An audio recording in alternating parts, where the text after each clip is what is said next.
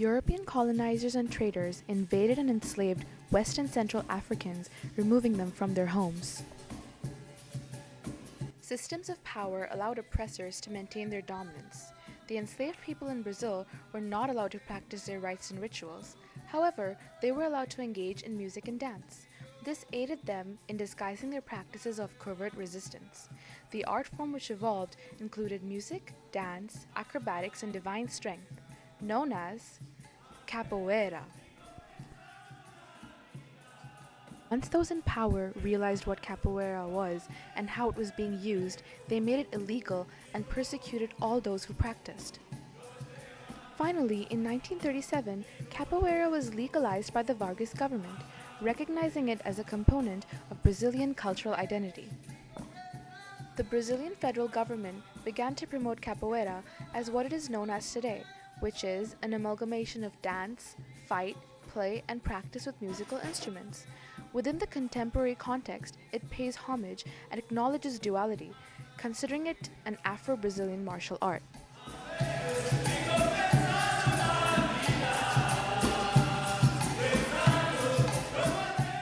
Soon after, capoeira spread to other countries and became a sport played worldwide.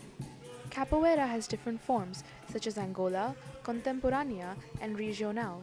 Each style has its own distinct elements and focus. Capoeira is a manifestation of history within its movements. Movement styles such as Jenga and Milicia are rooted in the enslaved people's needs to protect themselves physically through their wits.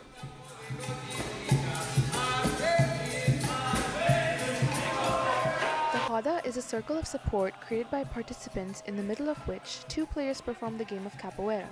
This protective circle controls the pace of movement within and maintains positive energy. Janelle Joseph, an academic scholar who has done a lot of research on the art of capoeira, describes the roda as a space that embodies performance of social freedom. Music is an integral part of capoeira.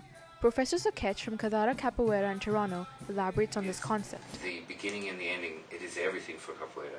Right.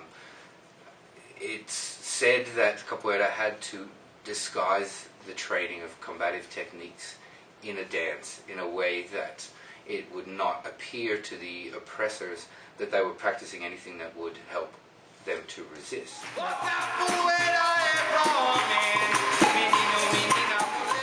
The essential instruments include the berimbau, the pandeiro, and the bateria. The berimbau is a single-string percussion. The pandeiro is a hand-framed drum. The bateria are drum sets.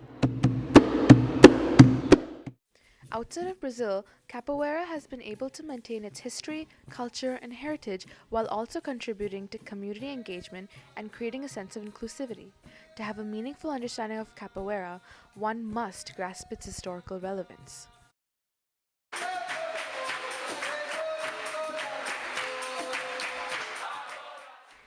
Brazilian Portuguese is used in capoeira as songs, describing the struggles and aspirations of the enslaved people. The language recounts a variety of movements and positions of those who participate. This preservation of language reflects capoeira's desire to maintain its roots while resisting external influences. Capoeira classes outside of Brazil are affiliated with schools within. The arrival of mestres is a significant event for capoeira groups, representing the importance of a connection to the homeland. This shows how integral Brazil is in the practice of capoeira, regardless of where it is performed. Regardless of their background, people can participate in capoeira. It accepts everyone and serves as a learning experience. Members of society obtain the opportunity to empathize with and understand the issues faced by immigrants and minority groups. Despite the equal distribution of men and women throughout the settings of capoeira, this ratio is not necessarily reflected in the power dynamics. Though capoeira is seen to be a side of equality, it can also perpetuate patriarchal notions. Capoeira has a strong educational aspect, promoting long-term affiliation and social inclusion. This allows for empowerment through care, while also focusing on the well-being of each individual. Two main philosophies of capoeira are key in physical and psychological growth. Levanta teaches skills of humility and resilience, while Conversa encourages initiative and cooperation. These skills are empowering and help one face life's challenges.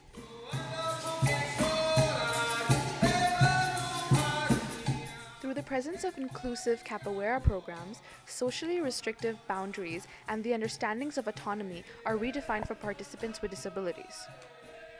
Systemic alienation and discrimination faced by marginalized youth and those with disabilities allows them to identify with the foundation of the sport. Youth who have lower levels of education and socioeconomic status receive little support or encouragement from their communities. Capoeira can be a safe space for them to express their energy and emotion in a way that creates a positive balance between the body and mind. Janelle Joseph conducted a study where capoeira was used as a rehabilitation program.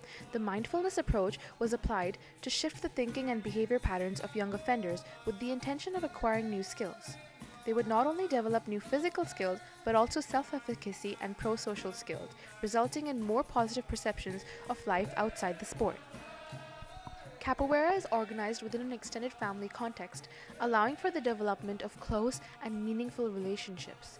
This activity enriches experiences and helps with the process of rehabilitation within an inclusive environment. Capoeira is a sport that explores its past of resistance and resilience to not only create awareness of its existence, but also uses the valuable knowledge gained to advocate for the rights of those who are marginalized. The future of capoeira is going towards forms of empowerment, inclusion, and preservation of its roots within the contemporary social environment. Capoeira is one of those sports that is constantly growing, expanding, and responding to the driving pressures of modern society.